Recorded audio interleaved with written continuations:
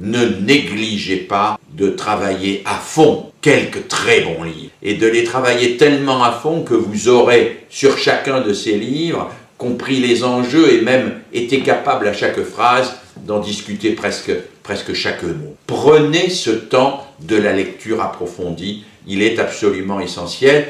À un moment où, par ailleurs, on nous invite à zapper, à aller vite, à se contenter parfois de petites choses, il faut résister à cela et lire de vrais livres. Et puis, je parlais de lecture, je voudrais dire un mot aussi sur l'écriture. L'écriture est fondamentale et on apprend toute sa vie à écrire. L'écriture, c'est une forme de discipline de la pensée. Vous savez, on croit trop souvent que la pensée préexiste à l'écriture et que l'écriture est une sorte d'habillage d'une pensée qui existe avant. C'est absolument pas vrai. L'écriture, c'est ce qui permet de structurer la pensée. Alors il faut écrire presque tous les jours, le plus souvent possible. Il faut écrire à partir de ce que l'on voit, à partir de tel événement, à partir de telle rencontre.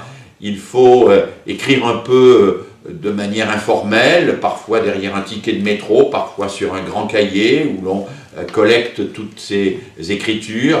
Il faut écrire des articles, il faut écrire des bouts de mémoire. Il ne faut jamais perdre de vue qu'une idée, quand elle apparaît, elle ne se structure que quand on prend la peine de l'écrire. Et quand on prend la peine d'une écriture vraiment rigoureuse, c'est-à-dire une écriture où chaque mot a un sens qui n'est pas le sens du mot à côté.